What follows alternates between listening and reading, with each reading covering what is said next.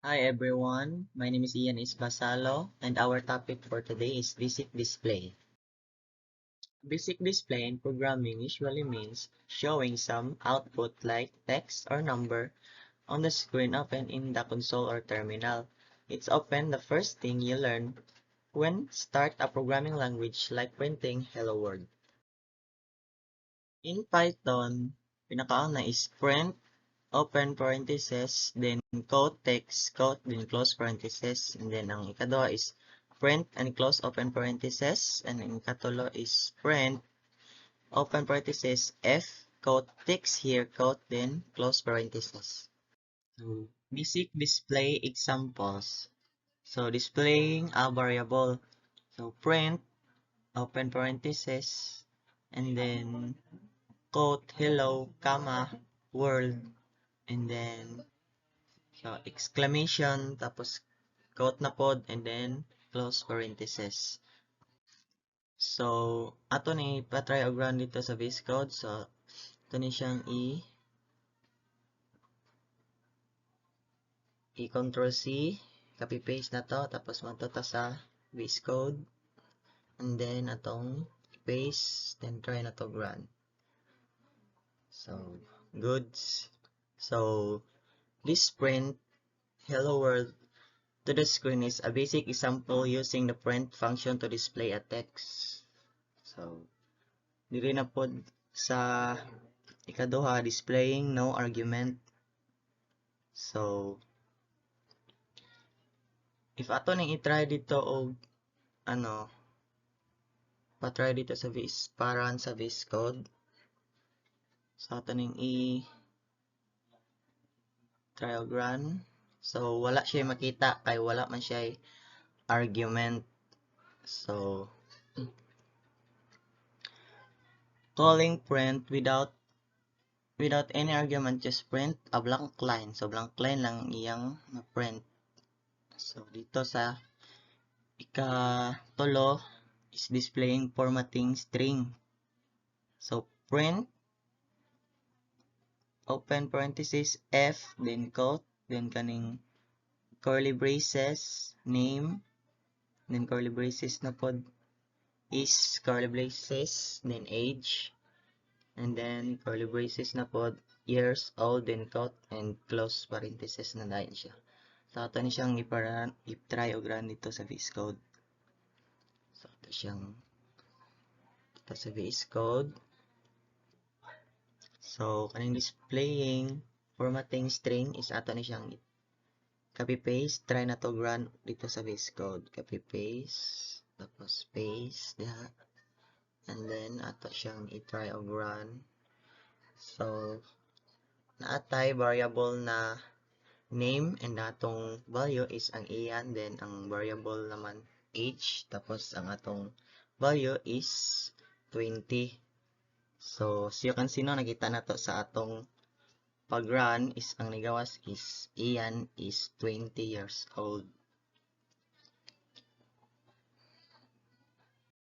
So, kaning if di is kaning nasa sulod nga if is mao ni siya ang ano ang formatted string literal. So, tong mga variables nga name o katong age is kanto sila inserted into the string dynamically kay ang Python is dynamic biyang Python. In the next slide. Sa Java, natay system.out.print, system.out.println, and the last is system.out.printf. So, naadire ang example sa Java sa basic display examples in Java. So, naadire basic print, no new line. So, kani nga example, ato ni siyang ipatry o run dito sa VS Code. So, ato ni siyang i-copy paste, Ctrl C, then ato din to sa VS Code. Paste lang na to na siya and then try na to run.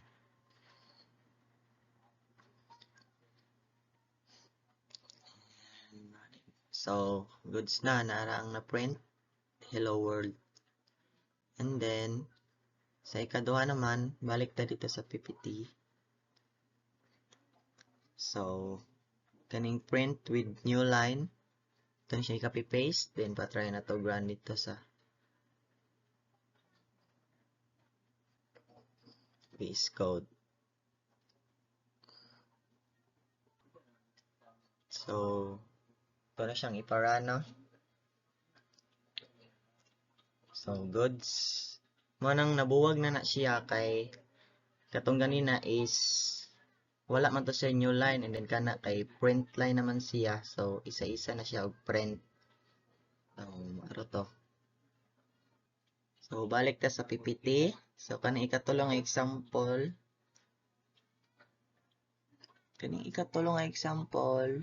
Ito na po siyang ipa-try out run. P-paste lang na to.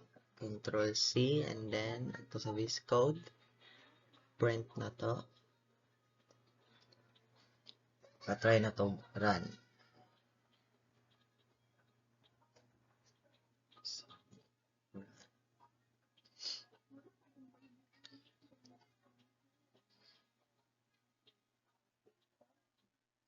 So, nara no? Wala siya makita no kay wala man tay argument nga gibutang. Same lang yapon ganina sa Python. So, ito goods na. And then next line, what is variable? A variable is a name used to store data like number or text in a programming so you can use it later. So for example, ang mga variable is itong mga name bitaw nga imong ipangbutang sulod sa parentheses or mga argument nga imong ipang code. So mato siya mga variables to. And then age ba, pila imong age. So data types. A data type is a classification of database on its format, structure, and operation that can be performed on it. It determines the type of value a variable can hold, the amount of memory it occupies, and the operation that can be applied to it. So, mga data types bitaw niya no is katong mga integer, boolean, tong string, and daghan pa na pay uban. So, numeric types, integers, in short, int, whole numbers. So, ang kanan ng integer is whole number ni siya like 1, 2, 3 or ECT. And then kaning floating point numbers is a float ni siya in short. So, float kay decimal number like 3.14 or kaning 0.5 and etc. And then kaning complex numbers, so complex numbers with real and imaginary parts. So mo to siya. So sequence types, so sequence type is na siya is string and list. And kaning string is sequence of character like kaning hello or etc. And then kaning list is ano siya, order collections of item like kaning nakasulod siya ning bracket then 1, 2, 3 or para sa aning isa ABCD or etc. And then kaning boolean or boolean types is ano ni siya, bool ni siya in short. So is present true or false. Ano siya ang boolean, true or false. Operators. In Python, an operator is a symbol or keyword used to perform operations on values or variables called operands. Python has several types of operators, each with its own purpose. Main types of operators in Python. So, natay arithmetic operators. So, makita man nato diri no na atay sa description is na addition, subtraction, multiplication, division, floor division, modulus, and exponent. So, ang addition is mag-add lang ka para sa anong 2 plus 3 equals 5. Subtraction naman is 5 minus 2 is 3. Multiplication is 4 times 3 equals 12. And sa division is 10 divide 2 is 5 or 5.0. Then kaning floor division is ang floor division is siya mathematical operation that divides two number and then round down to the nearest whole number towards negative infinity. So for example, ang kanang 7 yung murag i-divide siya aning 2. So pila may ma-divide sa 2 sa 7? So 3. So ingana siya like something like ingana. Tapos kaning modulus is remainder ni siya. So ang modulus kay operation finds the remainder after division of one number by another. So in most programming language, it represented by ingana nga operator. So after division ni ang no modulus. So 3 man na. So pila may makuha sa 3 sa 7? Ay pila ang bilin sa 7 if ma-divide na siya sa 3. So 1 na lang may bilin sa mga siya. Then exponent is siya operation where a number, the base is raised to the power of the another number. So muna siya the exponent. It means multiplying the base by itself as many times as indicated by the exponent. So nganong 8 man na ang nadira kay ang 2 is ato siyang i-times ikatulo. So 2 times 2 so 4. So tapos 4 times 2 is 8. So mo na ang 8 ang nadira sa example. And then next slide. So comparison operators. So sa operator niya is narang mga sign na ang mga sign. Tapos sa iyang description is ang pinakauna is equal, not equal, greater than equal, less than, greater or equal, tapos less or equal. And then sa iyang mga example is naadiri. So 3 equal to 3. So true. Equal man sila. Tapos sa ikaduha naman sa not equal is 4 not equal 5. So di man sila equal. So true siya. Then sa greater than is 5 is greater than ba daw siya kang 2. So true. Sudpod. Tapos sa less than is 5 less than 2. So mas gamay magid ang 2. So true siya. Then sa greater or equal, so 5 greater or equal 5. So kay pareha man sila, equal man sila diba? So true.